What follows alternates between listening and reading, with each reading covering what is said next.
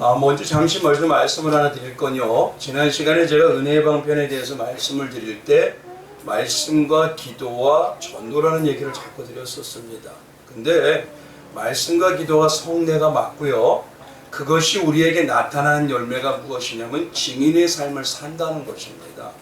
그래서 증인의 삶을 살 때 성도에게는 나타나는 게 증인으로서 말씀을 증거하고 삶 속에서 삶으로 증거하는 것이고, 우리 사역자들 같은 경우는 설교를 통해서 설교의 삶대로 살려고 하나님 앞에서 살아가는 힘을 쓴다는 것이 바로 그런 은혜의 방편에 대한 말씀이었습니다. 그래서 오해하지 마시고, 저도 막 하다 보니까 또 그렇게 조금씩 좀 틀려진 것도 있습니다. 그러나 뭔가 잘못했을 때는요, 잘못하고 부족하다는 걸 분명히 얘기하고 넘어가면 됩니다. 오늘은요, 이 말씀을 통해서 정말 예수님이 찾으시는 참 열매, 그 두 번째 시간입니다. 요즘 뉴스를 보면요, 우리 정치인이나 연예인들, 이 공익이라는 사람들에 대해서 놀라운 모습을 참 많이 봅니다. 쉽게 말하면 무엇인가가 삶 속에서 범죄에 대한 모습입니다. 그들의 외모와 그들의 환경을 보면요, 가끔 이런 생각을 들어요. 아니, 왜 저 외모와 저 삶을 가지고 있으면서도 저런 삶을 살게 범죄를 하려고 할까? 그러다 보니까 예전에 어떤 기자의 말이 이제 생각이 나더라고요. 사람들은 어떠냐면 그분이 얘기하기를 외모가 호감이 있고 얼굴이 예쁘고 잘생기면 그의 행하는 생각과 모습도 선하고 잘생겼을 것이라고 선입견을 갖는다고 합니다. 특히 외모가 어떻습니까? 좀 지적으로 보이고 또 좀 호감형으로 되면요, 범죄를 해도 뭐라고 하냐면, 에이, 그 사람은 그럴 리가 없어. 아이, 절대 안 그럴 거야. 사람들이 다 오해하는 거야. 그러면서 스스로 믿으려고 하는 것만 믿게 되니까 결국 뭐냐면 어떤 모습의 실망과 낙담이 크게 되더라는 것입니다. 잠깐만요. 즉 이런 모습을 다르게 말하면요, 이렇게 말씀을 드릴 수 있어요. 사람은요, 자기가 믿고 싶은 것만, 자기가 보고 싶은 것만 보려고 하면서 다른 어떤 것에서는요, 스스로 마음을 닫아버립니다. 그래서 자기의 생각이나 방향의 기준에 맞지 않으면 나와는 반대되는 사람, 나와는 완전히 틀린 오히려 적군처럼 대하는 경우가 많습니다. 그래서 삶 속이나 교회 안에서도 봐도 서로 나누어지는 모습이 참 많아요. 근데 하나님께서는요, 성경을 통해서 바울을 통해 말할 때 가장 은혜가 많고 은사가 많았던 고린도 교회의 시작이 뭐였냐면 파와 당이 나눠지는 것입니다. 예전에 제가 식당에서 누구를 만나면서요, 밥을 이렇게 먹다가 TV를 잠깐 본 적이 있어요. 근데 거기에요, 어떤 사람의 화가가 그린 그림이 좀 인상적인 그림이 나오더라고요. 근데 그 그림의 문제, 화가가 누군가 봤더니 김민경이라는 화가인데 그 제목이 뭐냐면 위장된 자아라는 의미를 가지고 있더라고요. 우리 옆에 그림 보이시죠? 이게 뭐냐면요, 이 그림을 보면 사람의 본질을 표현하는 색은 회색입니다. 근데 반대로 자기를 가리는, 자기를 나타내고 싶어하는 긴 머리나 머리의 색깔은 선명한 파란색이나 선명한 노란색입니다. 그리고 다양한 색깔로 얘기합니다. 어떤 때는요, 토끼처럼 뭐냐면 순수하고 순결한 척 토끼 옷을 입는 모습으로도 표현하고 그런 외모를 꾸미는 모습이 있습니다. 근데 이 그림에 대해서 설명을 그래서 이 작가가 하는데, 위장된 자라는 이름을 붙인 이유는 본질을 상실하고 가면을 쓰고 있는 현대인들의 모습을 표현한 겁니다. 그래요. 근데 그 뒷말이 제가요, 밥을 먹다가 좀 충격을 받았어요. 뭐냐면 현대인들의 문제는요, 그렇게 위장되듯이 꾸민 모습을 뭐라고 하냐면 스스로 자기 스스로 자신이 정말 그런 사람처럼, 정말 그렇게 대단한 사람처럼 자기를 믿어버린다. 신앙의 본질과 기본이 뭐죠? 나는 하나님 앞에서 아무것도 할 수 없는 죄인입니다. 하나님의 역사가 아니고 성령이 아니고서는 아무것도 할 수 없습니다. 그래서 문제는 뭐냐면요, 신앙 안에도 마찬가지로 이런 모습이 들어와 있습니다. 그래서 무엇을 교회가 잘해야 되고, 무엇을 성도가 잘하고, 무엇인가 목사에게 잘하면 그분은 신앙이 좋다고 여겨요. 신앙의 온전한 방향은 뭐냐면요, 우리에게 나타날 건 없습니다. 모든 것은 다 누구야 주신 거예요? 하나님의 주신 거예요. 그게 하나님의 전적인 주권이고, 시작부터 마지막까지 조성하시고 만들어내시고 꾸며주시고 다 우리가 했다고 여겨주시는 게 바로 신본주의인 것입니다. 하나님이 다 하시면서도 우리에게 너희가 했어, 너희가 그걸 믿었어 라고 여겨주시는 거예요. 그게 바로 신본주의입니다. 인간이 우리에게 나올 것은요, 죄인이기 때문에 아무것도 없습니다. 근데 문제는 우리는 날마다 입으로 우리는 죄인입니다라고 얘기를 하고 있어요. 근데 조금 세상적으로 외적으로 풍성한 모습이던가 그런 모습이 되면, 야, 저 모습이 하나님이 인정하는 모습 아니야? 그럼 초대교회 때 성도들은 어떻게 되죠? 사도들의 순결은 뭐가 되죠? 기도를 조금 많이 하고 봉사를 많이 하고 원시를 많이 하고 조금 하면은 신앙이 마치 대단한 것처럼 생각해 버립니다. 아닙니다. 우리 내면이 예수를 닮아가냐가 중요한 거예요. 예수님 없으면 못 삽니다라는 그 중심이 돼가냐는 게 중요한 겁니다. 난 예수 아니면 나타날 게 아무것도 없습니다. 그래서 정말 온전히 하나님 안에서 기뻐함을 받는 성도들은요, 교회 안에서 나는 죄인이에요, 난 나 좋을 거 아무것도 없어요. 근데 오히려요, 지금은요, 교회 안에서 스스로 의인이 돼가고 있어요. 내가 저보다 조금 괜찮은 사람이야, 내가 저보다 조금 나은 죄인이야. 그러면서 조금씩 서로 가면을 더 쓰려고 하는 거죠. 신실한 가면, 선한 것 같기도 하고. 그러니 우리의 신앙의 본질이 되는 바울이 말한 것처럼 나는 죄인 중에 개수와 같습니다는 이 죄인의식은 없어지고, 자기의 신앙은 항상 잘해야 되니까 남을 못한다고 여겨버립니다. 그리고 스스로 의인의 자리에 올라가 판단하고 정죄하고 질타하는, 마치 유대인들처럼 외식의 모습이 점점 뚜렷해집니다.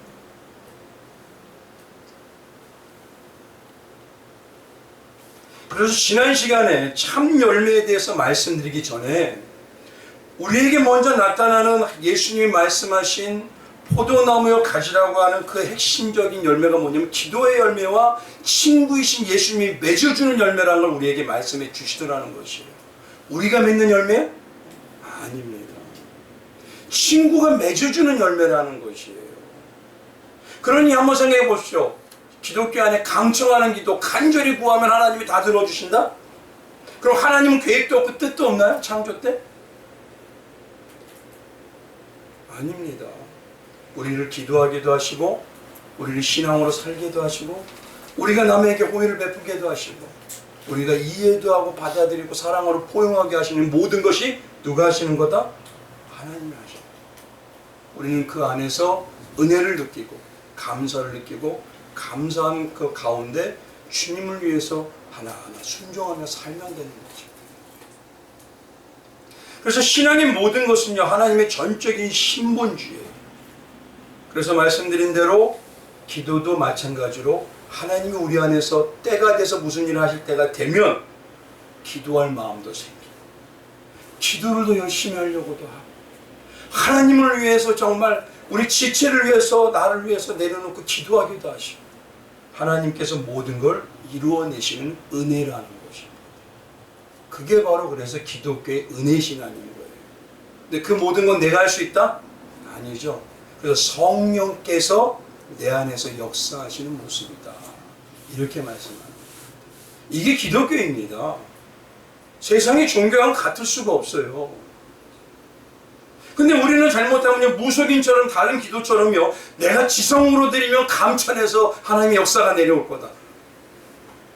그동안 이걸 너무 강조하다 보니까 기도를 무슨 뭐냐면 나를 드러내는 수단으로 사용해버려요. 오래하면 신실해 보여. 기도의 핵심은 뭐냐면 내 사랑하는 주님과 대화입니다. 사랑하는 주님과 가족으로서 우리 사랑하는 주님 뭐라 하죠? 나의 신랑이죠. 그럼 여보 오늘 어때요? 어떻게 살아야 돼요?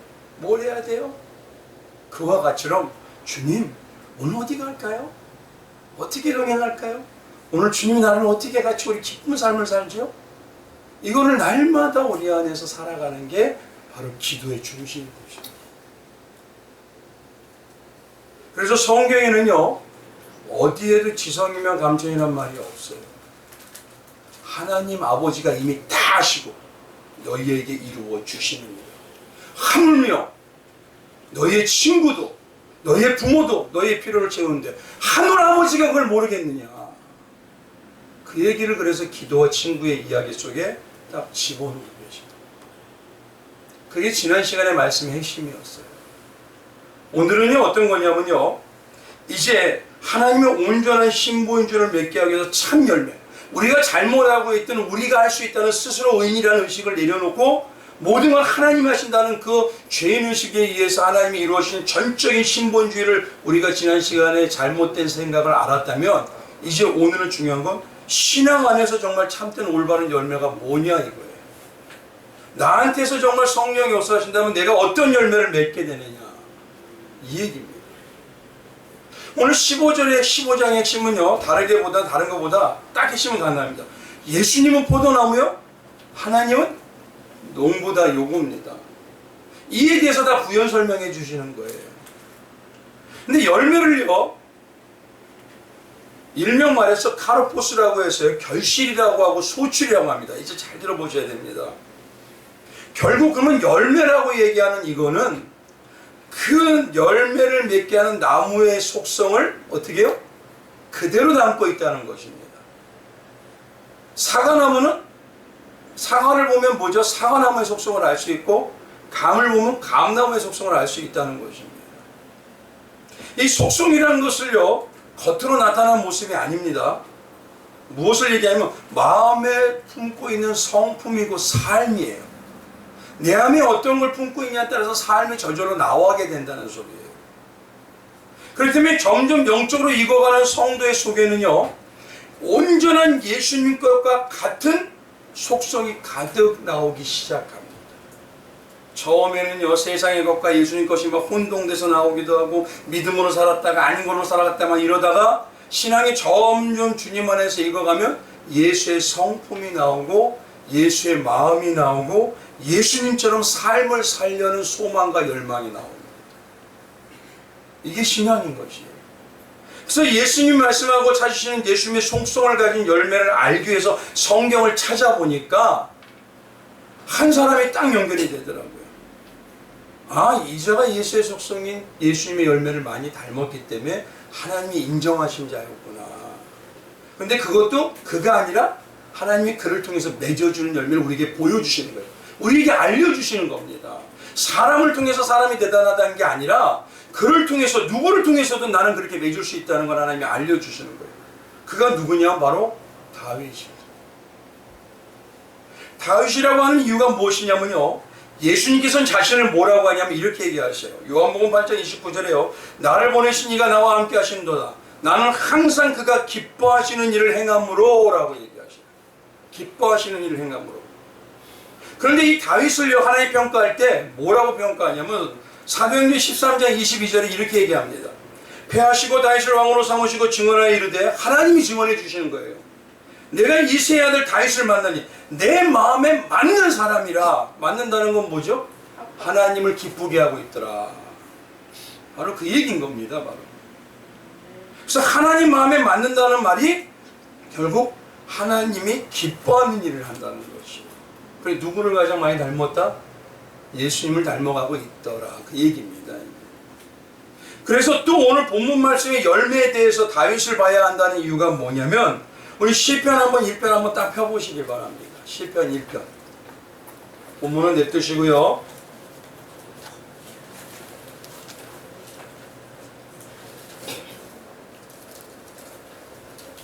시편 1편 딱 보면요 4절 한번 가보십시오. 이제 오늘 열매에 대해서 얘기하기 때문에 여기에 대해 말씀드리는 겁니다. 우리 같이 봉독하겠습니다. 시작. 악인들은 그렇지 아니하며 오직 바람에 나는 겨와 같도다. 시편 1편은요 시편 전체 내용의 주제와 같은 시편입니다. 그 뒤에 있는 시편의 내용들이 뭐냐면 이 시편의 1편처럼 어떤 자들이 복을 받은 자이고 어떤 자들이 복을 받지 못한 자이다 라는 그 내용들이 전체가 내용입니다. 그러면 이 말은요 다윗 안에 맺어진 참 복 있는 신앙의 열매가 바로 이 모습이다 라는 걸 먼저 말씀해 주면서 시작하는 게 시편입니다. 그래서 시편 1편의 열매의 신앙이 무엇인가를 말씀하시기 위해서 1절에 뭐냐면 대존재가 복 있는 자라고 시작하셔요. 근데 4절에 뭐라고 하면 악인은 어떻게 되는 자더라고요? 바람에 나는 겨와 같도다. 겨가 무엇입니까? 속안에 뭐가 없어요? 알맹이가 없어요. 그러니까 열매가 없다는 소리예요. 지금 뭐냐면 열매가 없기 때문에 복 있는 자라는 말을 오늘 본문으로 다르게 말하면 열매가 참 열매가 있는 자 요 소리예요. 이게. 그러니까 이 시편이 대단히 중요한 겁니다. 참 열매가 있는 자는 이렇게 된다. 이렇게 나타나기 시작한다는 것이에요.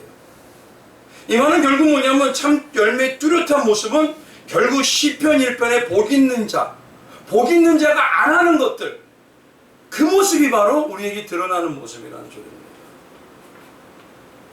그래서 성경이 말하는 복 있는 사람이라는 거, 이 말은요 택함을 받은 이미 복 받은 사람이라는 뜻이에요.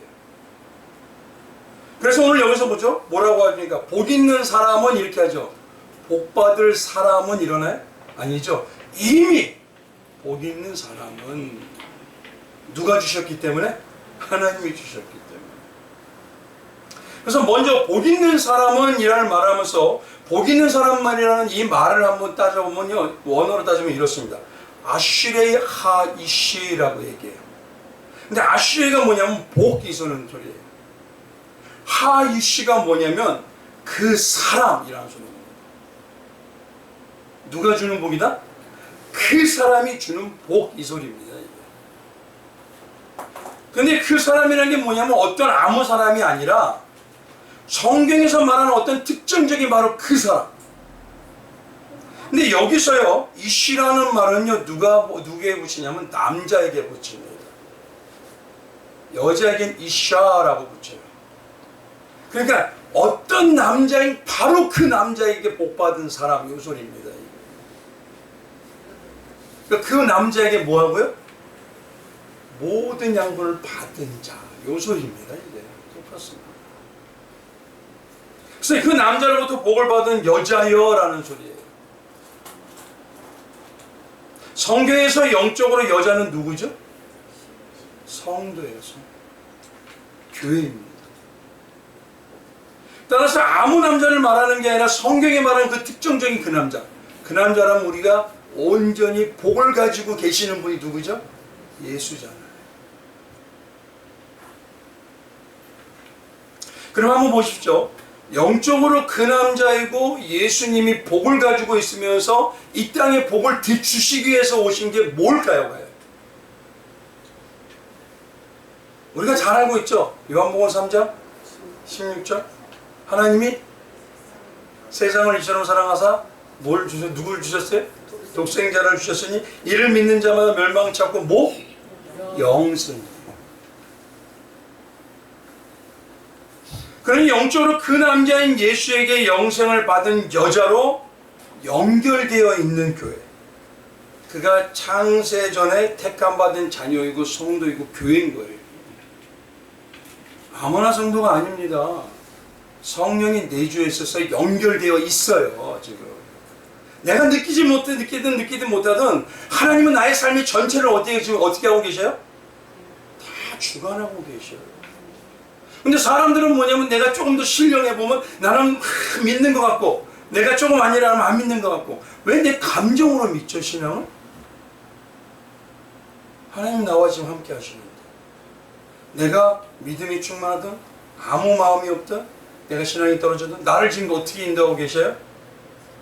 내가 자꾸 내가 날 봤을 때 죄의식이 많아질 때도 왜 그렇게 인도하실까요?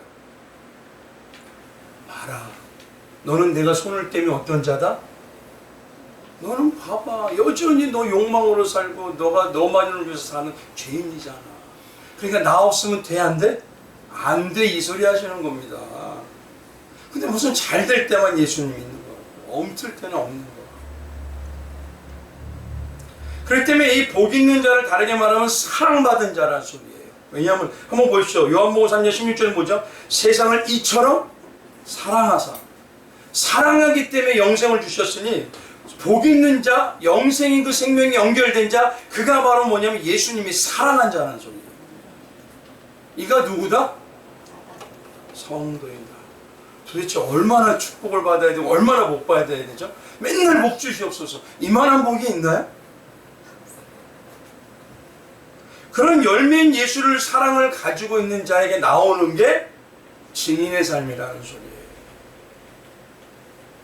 따라서 창세기를 못 받은 성도는요, 성도가 맺는 열매가 무엇인지 시편에는요 반대로 얘기하고 있어요. 복 있는 사람은 악인의 길을 쫓지 않고 이렇게 얘기합니다. 그래서 세 가지를 딱 얘기하면, 첫 번째, 악인의 길을 따르지 않는다는 건 뭐냐면, 내가 정직하지 못하고 진실하지 못한 생각을 하면 사랑하는 주님이 어떻게 해요? 기뻐하셔요? 슬퍼하신다는 것이 내 앞에 지금 내가 느껴요. 그래, 내가 찔림이 있는데 나쁜 생각을 할 수 있을까요? 남을 해하는 생각, 남을 정죄하는 생각 할 수 있을까요? 두 번째는요, 죄인의 길에 서지 않는다는 건요, 하나님의 자녀입니다. 예수님의 신부로서 가지 말아야 할 것, 서지 말아야 할 것에 서려고 하면 나의 사랑하는 주님 뭐냐면 가슴을 치시면서 찢어요. 그런 주님이 원하지 않으면 안 갑니다. 이게 내 소망이 되는 겁니다. 그래서 복 있는 사람은 죄인의 길을 들어서질 않아요. 오만한 자리에 앉지 않다는 이 말은요, 자기 자신을 사랑하고 자기를 드러내면 내가 그 중심에, 내가 주인공의 자리에 앉고 예수님이 아니면 자꾸 마음속에 뭐냐면 죄송하고 민망한 마음이 있어요. 그러니 그런 죄악된 자리를 함께하지 않아요. 안타까운 건요, 교계나 어느 단체 장이 되면요 꼭 상석에 앉으려고 그래요. 성경이 그러라고 했나요? 너 말 속으로 가라. 그러면 하나님의 사람을 통해서 높여줘.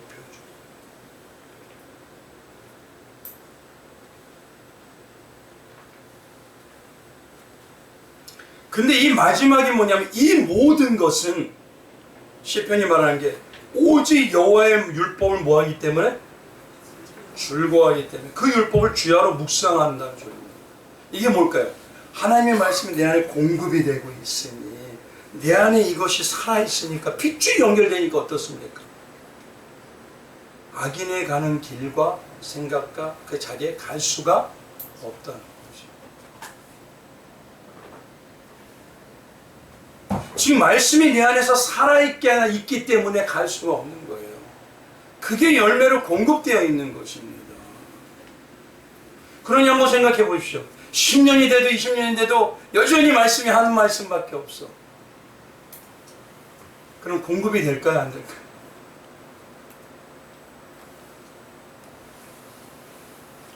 시편 한번 봐보십시오.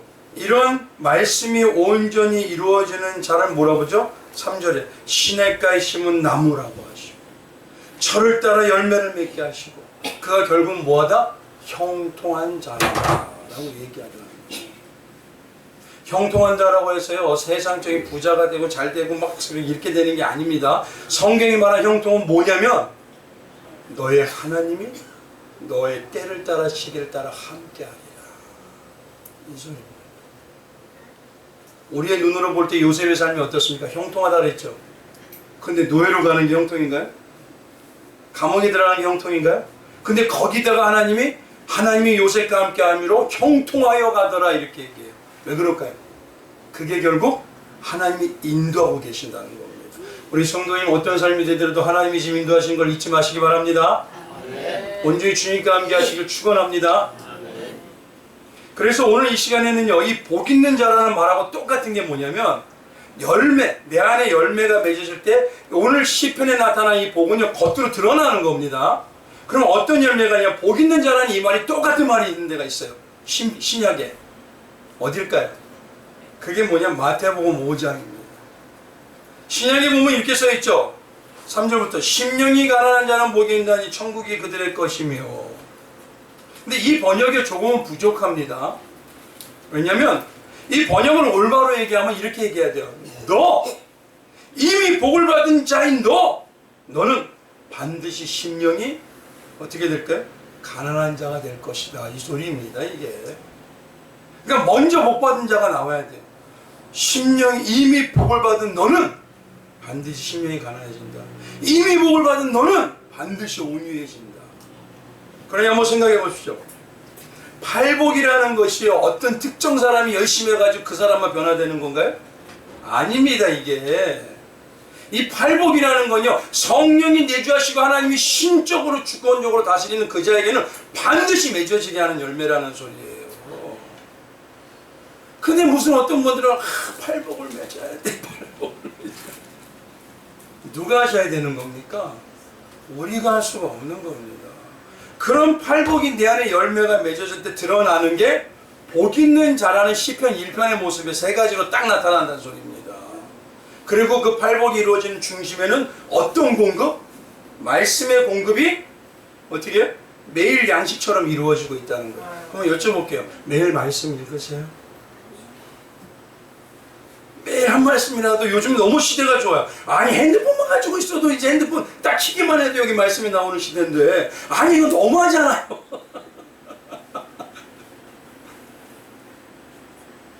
그렇죠? 다른 어플은 많아요. 주식, 유튜브, 쇼츠. 근데 왜 말씀 어플은 없죠?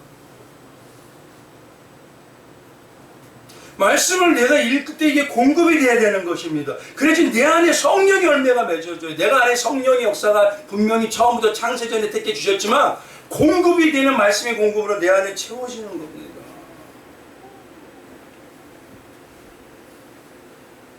그럼 팔복이 만들어져 가면서 점점 나타나는 게 복 있는 자의 시편 세 가지 모습이에요.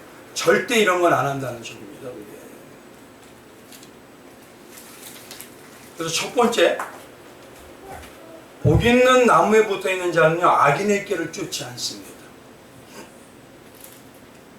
꾀라는 거는요, 히브리 말로 액자라고 해요. 이건 모략이고 뜻이고 가르침이에요. 지금 뭐냐면요, 악인의 뜻대로 살지 않는다는 겁니다. 이걸 쉽게 얘기할게요. 악인이라고 하는 대표적인 게 누굽니까? 사단이죠. 그러면 사단이 지배하는 것이 어디입니까? 어디요? 그렇죠. 그러면 쉽게 말해서 복 있는 사람은 악인의 길을 쫓지 않는 거, 세상의 가치로 살지 않는다는 겁니다. 그럼 나는 뭔 가치로 살아요? 하나님의 가치, 예수의 가치, 말씀의 가치. 말씀이 없는데 어떻게 이 가치를 찾아요? 제가 안타까운 건요, 목사도요, 자기의 것에 자기 생각을 성도들한테 얘기할 수 있어요. 근데 목사를 신봉하는 게 아닙니다. 저 목사님이 말씀대로 전하고 말씀대로 살려고 힘쓰는지를 봐야죠. 우리도 누구도 죄인입니다. 목사는 죄인이 아닌가요?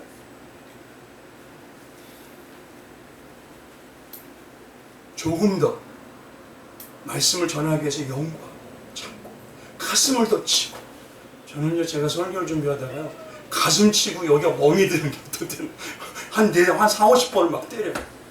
아버지, 이게 나예요. 이게 나예요. 이거 어떻게 하면 좋아. 그러니 하나님, 난 내 뜻 이게 안 돼요. 안 바뀌어요. 이거 어떻게 하면 좋아요. 그러니까 악인의 길을 쫓지 않는 것, 쉽게 말하면 세상의 가치관으로 살지 않는다는 거예요. 그럼 반대로 예수가 살아갔던 십자가의 가치관으로, 말씀의 가치관으로 살아요. 세상의 가치관은 뭡니까? 간단히 말하면요, 마음에 하나님 두기를 싫어요, 세상은요. 그럼 어떡하죠? 자기 마음대로 살고 싶어요. 그러니 누구한테 물어볼까요? 아니, 남 내비도 내 멋대로 살 거야, 이럴까요?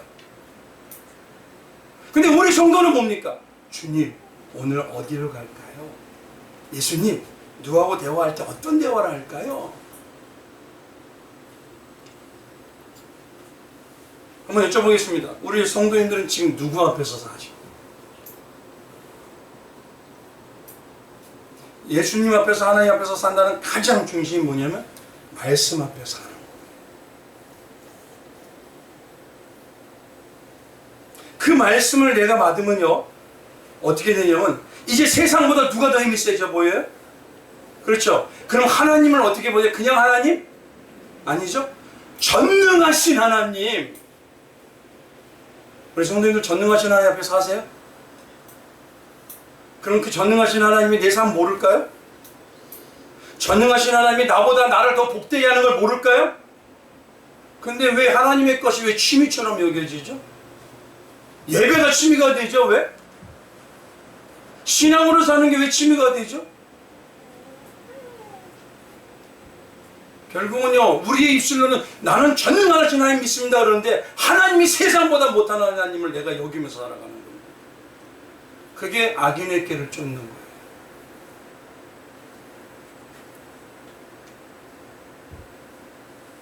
악인의 꾀를 쫓다 보니까요, 보십시오. 악인의 꾀를 좀 문제는 특징이 있어요.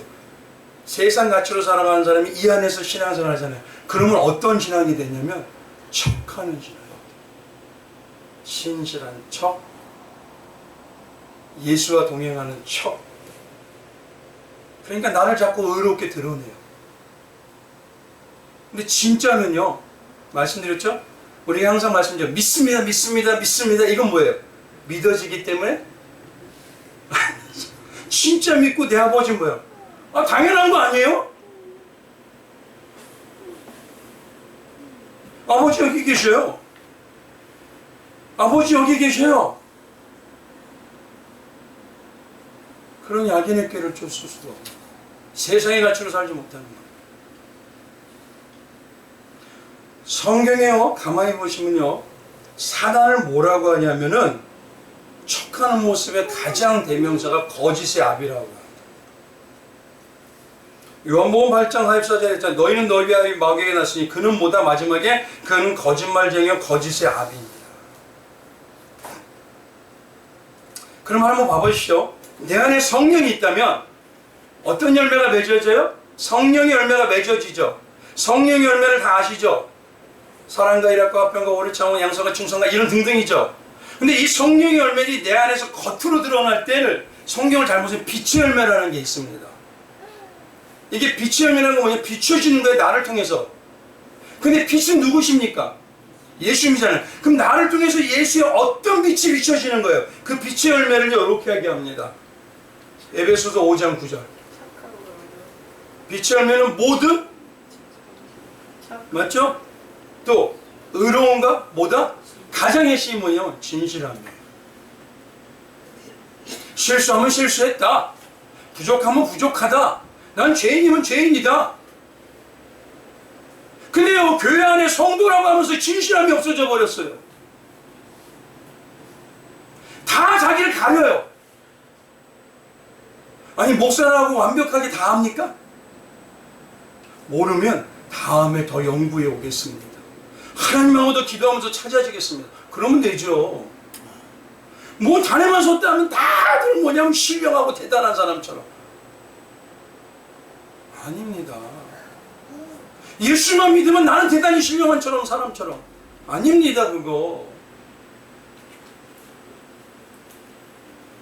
우리는요, 무엇을 꾸며야 되냐면 내면을 꾸며야 돼요. 우리 한번 보시죠. 우리 성도님들 외출할 때 되면 어디를 꾸며요? 막 이러죠. 못 꾸미는 거예요? 왜 못 꾸미죠? 왜? 보여주려고죠. 근데 중요한 건 성도는요, 내면을 꾸며야 돼요. 내면에서 나오는 그 빛이 내가 화장을 안 해도 저 사람이 오면 환하게 느껴져요.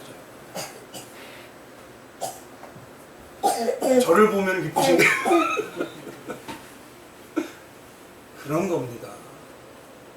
근데 예수님의 사람이라고 하면서 날마다 우중충해요.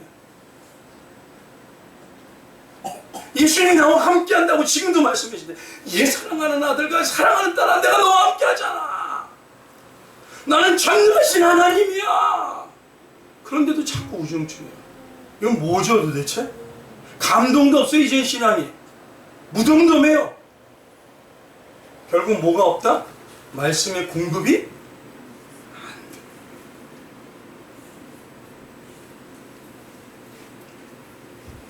그러니 나에 대해 지금 비춰지는 게 어떤 미신입니까? 가시대비? 정직이 상실한 척하는 빛? 아니면 정말 있는 그대로 드러낼 수 있는 예수와 동행하는 죄인으로서, 오히려 우리가 죄인입니다 이러면요, 주님은 너는 나만 보는 자구나 하고 더 높여주세요. 이게 신앙의 성도들의, 선진들의 모습입니다. 우리 그런 모습이 우리 성도들에게 나타나시고 주님의 이름으로 축원드리겠습니다. 두 번째는 뭐냐면요, 복 있는 나무에 붙어있는 사람은요 죄인의 길에 서지 않습니다. 성경에서 가장 바른 길이 어떤 길일까요? 모든 것 누구로 통한다? 예수님이죠. 그래서 예수님은 요한복음 14장 6절에 뭐죠? 나는 길이요 진리요 생명이라. 내가 가는 길만 진짜라는 겁니다. 이게 그 예수님의 모습이요, 예수님이 나타난 그 모습이 성도가 가장 따라야 할 그 형상의 길이에요. 가장 온전한 하나님이 기뻐하는 인간, 사람의 모습. 그리고 예수님이 가신 그 길이 가장 하나님이 기뻐하는 온전한 길이에요. 그게 어떤 길이며? 십자가의 길.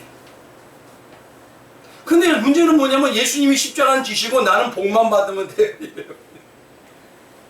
나는 성공하고 잘만 되면 돼요. 아닙니다. 성도이고 신부인 그는 신랑인 예수와 함께 동행하는 자예요. 신랑은 따로 나와서 놀고 말이 되나요 이게?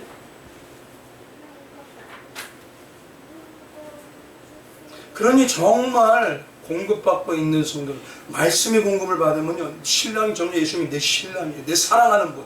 그러니 그분과 함께 살려는 십자가의 길과 삶을 주고요. 그러니 그런 삶을 사는 성도가 죄인의 길에 갈 수 있나요?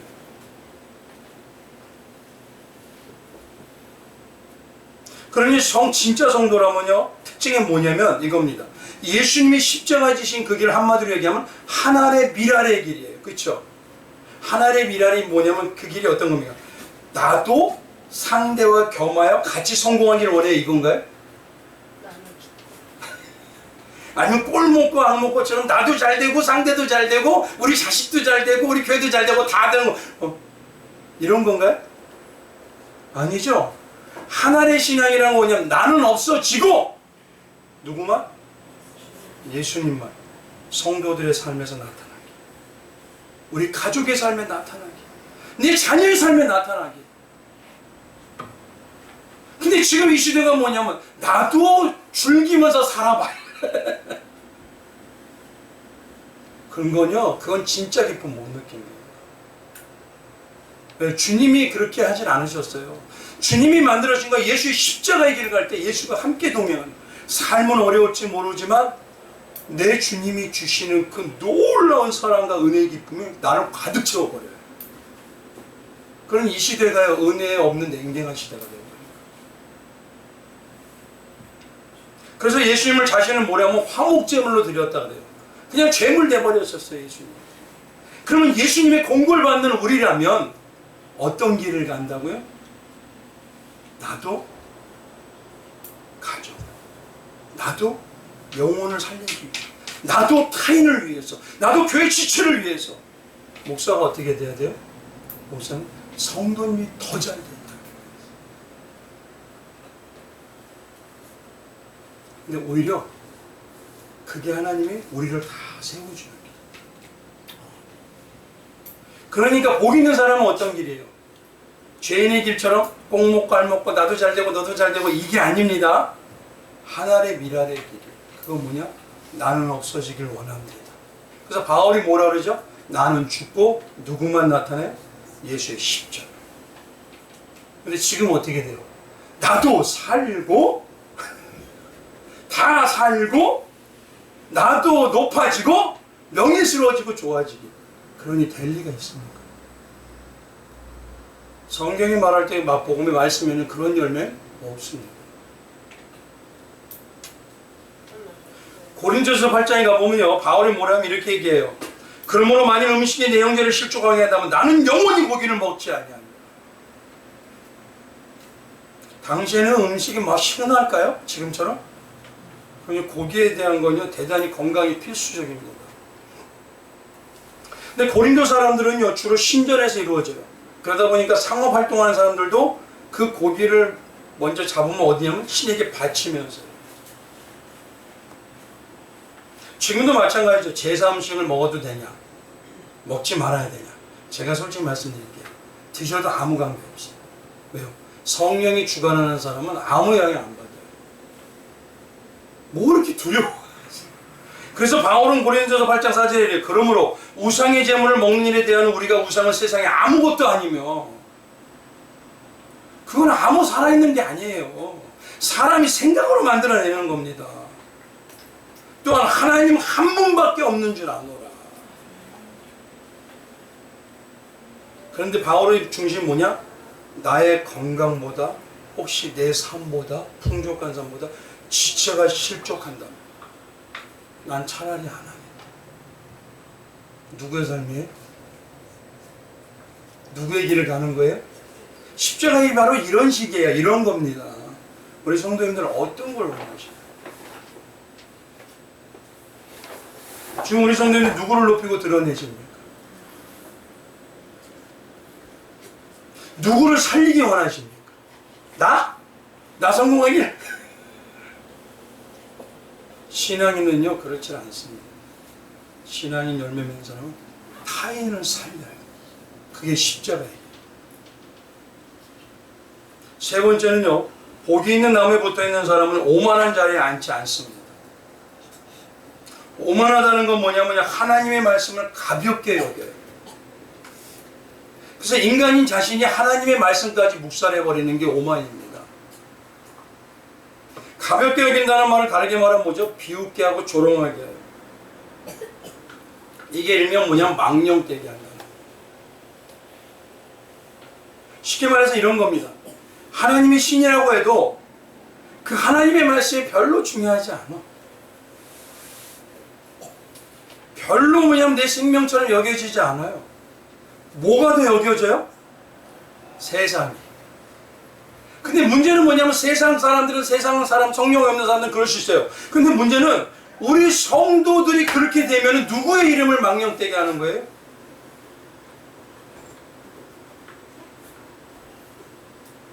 잘 보십시오. 사단의 목적이 뭘까요? 하나님을 우습게 보게 하는 거예요. 하나님의 말씀과 명령이 별로 대수롭지 않게 여기는 거예요. 그걸 누가 하게? 세상이? 세상은 원래 하나님 몰라요. 근데 누가 하게요? 우리가. 자녀라는 우리가. 세상이 지금 뭐라 그러죠? 너희 하나님이 그렇게 하더니? 이게 뭡니까 도대체?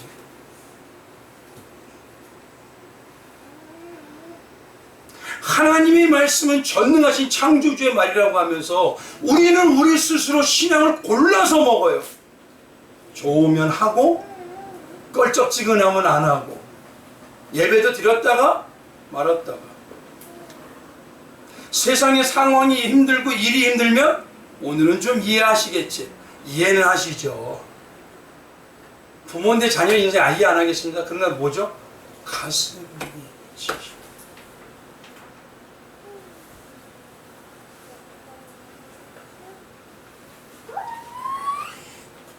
근데 너무 안타까운 건 지금 사단이 하나님의 이름과 하나님의 말씀을 우습게 여기는 목적을 다 이룬 것 같아요. 교회.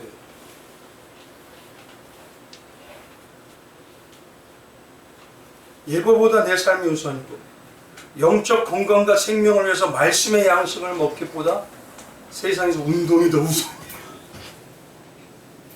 제가 가끔 느끼는 거 옛날에 산에 가면요 어머니들이 뭐냐면 저 때면서 이 나무에 대고 이거 말이야.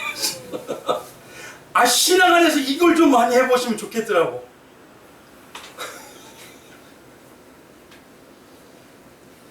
그렇지 않습니까? 하나님 말씀은 생명이네. 결국 생명으로 안 느껴져. 물론 이겁니다. 죄인인 하나님의 말씀을 다 지킬 수 있어요, 없어요? 그러나 최소한 성령을 받은 우리는 하나님을 느끼잖아요. 그 하나님 앞에서 산다는 게 얼마나, 내가 다른 목적으로 주님보다 다른 게 중요하게 여겨지면 얼마나 죄스럽어요. 얼마나 가슴을 치시. 이런 잘못된 모습의 대표적인 사람이 뭐냐면 사무엘 때 있었어요. 사무엘의 먼저 제사장인 사람이 누구죠? 엘리입니다. 엘리야 두 아들이 어땠어요? 그들은 하나님 너무 우습게 여겼어요. 하나님 말씀을 선포해도요, 그 말씀보다 자식을 두둔했어요, 엘리가.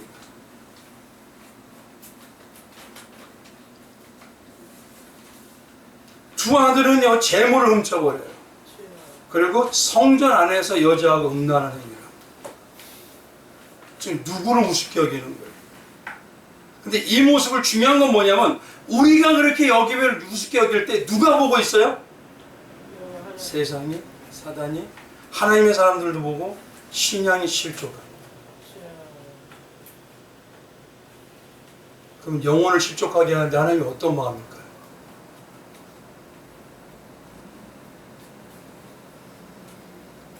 이 홈냐 비누아스의 모습이 어떠냐면 당시의 이스라엘의 민족이라는 거예요. 이스라엘의 민족을 지금으로 하면 교회의 모습이라는 겁니다. 그게. 얼마나 대단하면요, 성전에는 바알과 아사라의 신단이 있었어요. 성전에. 그리고 성전에 뭐냐면 남창과 기생들이 거기서 그 바알과 아사라를 섬겼어요. 엘리야 시대가 얼마나 많으면요, 엘리야 한 명당 몇 명하고 싸워요? 850명. 그런데 이 모습을 보고 이스라엘 백성이 눈물을 흘리며 가슴 쳤다는 말이 한 군데도 없습니다.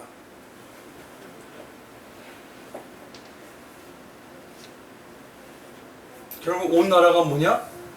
내가 원하는 신앙, 내가 원하는 복음, 내가 원하는 예수의 삶밖에 없더라. 성경이 원하는 게 아니라.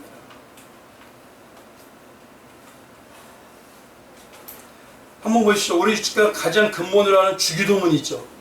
그 주기도문의 처음 시작, 우리가 믿기를 원하는 게 뭐죠? 하늘에 계신 우리 아버지. 하나님은 어떤 하나님이다? 땅의 하나님? 모든 하늘의 왕의 왕이라는 겁니다. 사도신경은 뭡니까? 전능하사, 이게 시작이잖아요. 그 하나님은 어떤 하나님이다? 그냥 하나님? 전능한 하나님. 사도신경하고 주기도문은 우리에게 말하는가? 하나님은 만왕의 왕이시고 하늘의 주인이시고 하나님은 전능하신 분이라는 거예요. 근데요, 이렇게 말을 들어도 엘리야와 그 두 아이는 홈리와 비나스는 하나님을 우습게, 자기가 하고 싶은 대로 하는 거예요. 근데 문제는 뭐가 있냐면요, 그 두 아들이 나중에 낳은 자식이 있어요. 그 자식의 이름이 뭐냐면 이렇게 하나님이 평가를 해버립니다. 사무엘상 4장 21절에 이르기를 영광이 이스라엘에게서 떠났다. 잘 생각해 보시죠. 자, 이걸 분명히 말씀드려요. 성도가 하나님의 말씀대로 살지 않으면요, 낳은 사람 때문에 어디가 영향을 다 끼쳐요? 내 삶과 세상이 다 타락해버려요. 누구 책임입니까? 복받은 사람들이 복받은 삶을 하나님하고 더 가까이 가야 되는데, 내 안에서 저절로 자연스럽게 나올 때까지 가까이 말씀을 해야 되는데, 그걸 안 하니까 결국, 한번 저는 이렇게 무섭게 생각합니다. 세상이 점점 안 좋아지는 거 교회가 그래서 그래요. 교회가 신앙으로 자생력이 생기면요, 그들은요, 우리 앞에서라도 미안해지고 겸손해지고.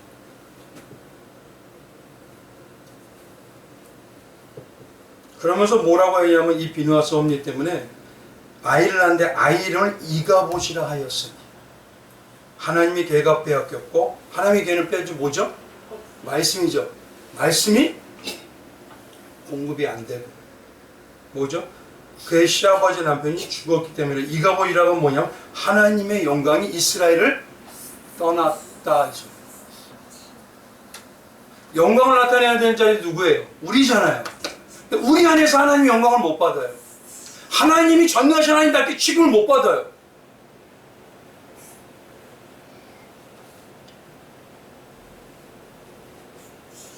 그리고 오늘 이 시간에 정말 내가 복이란 열매를 맺는 사람으로서 어떤 삶을 사냐는 거죠. 말씀을 마칠게요. 신앙은요, 공식을 배우고 공부를 하는 게 아닙니다. 삶을 살아내는 겁니다. 삶이라는 건요, 오랜 시간 다듬어지고 체득이 되어지는 거예요. 그만큼 느낄 때 장성해집니다. 성도의 가장 중심에 살면 말씀. 그래서 먼저 시작이 뭐냐? 이 말씀을 딱 간단히 해서 하나님으로 느끼세요. 그거면 됩니다. 그러면 먼저 삶의 시작이 어디를 시작으로? 말씀을 시작하러 말씀을 공급하고 양식으로 영양식을 먹고 그리고 삶을 시작하면 당연히 그 영양식 나를 공급을 주시. 복 있는 사람으로서 이런 안 좋은 악인들의 모습을 하고 싶지도 않아지는 거예요. 그게 바로 성령이 충만해지는 거예요. 우리 성도님들이 그런 은혜가 넘치시길 주님의 이름으로 축원드리겠습니다. 오늘 이 시간에 우리 한번 기도하기 원합니다.